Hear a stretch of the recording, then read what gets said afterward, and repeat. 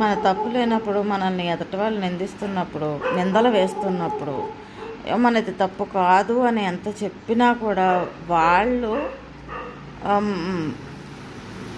కాదు నువ్వు తప్పు చేసావు, ఇది నువ్వు అటువంటి దాన్ని ఇటువంటి దాన్ని అని అంటూ ఉంటారు కదా.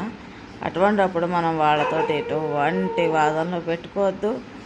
మన నిజాయితీని నిరూపించుకోవాల్సిన అవసరమూ లేదు. అసలు ఏమనాలో తెలుసా? అవును, మీరందరూ చాలా మంచివాళ్ళు, నేనే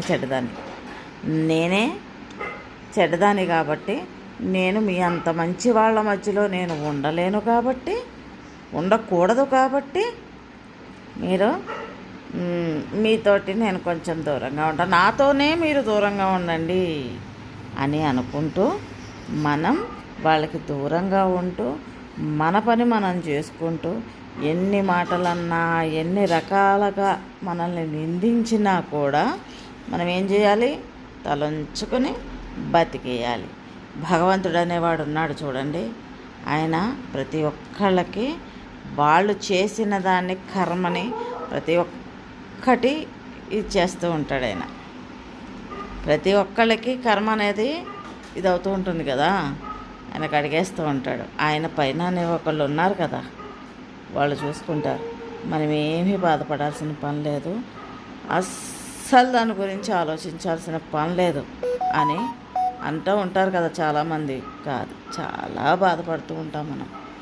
ఎంత బాధాకరమైన పరిస్థితుల్లో ఉంటామంటే ఒక్కొక్కసారి డిప్రెషన్లోకి వెళ్ళిపోతాం, ఒక్కొక్కసారి అమ్మ కావాలనిపిస్తుంది, ఒక్కొక్కసారి నాకు ఎందుకు ఇలా జరుగుతుందని అనిపిస్తూ ఉంటుంది, ఒక్కొక్కసారి ఏమనిపిస్తుంది, చచ్చిపోవాలనిపిస్తూ ఉంటుంది. అటువంటప్పుడు మనకి అంటూ ఒక ఆపడానికి, మనం ఒక్క సెకండ్ ఆలోచించటానికి మన బంధాలు ఏమన్నా ఉన్నాయి అని అంటే మన పిల్లలు, భర్త, అంతే. వాళ్ళ గురించి ఆగాలి. ఇంకా ఎవరిని పట్టించుకోకుండా చెడ్డవాళ్ళ మధ్యలోనే అంటే మంచి వాళ్ళ మధ్యలో అస్సలు వెళ్ళకుండా, అటువంటి మంచి వాళ్ళ విషయంలో అస్సలు వెళ్ళకుండా మనం మా నాన్న మనం ఉంటూ హాయిగా మన జీవితాన్ని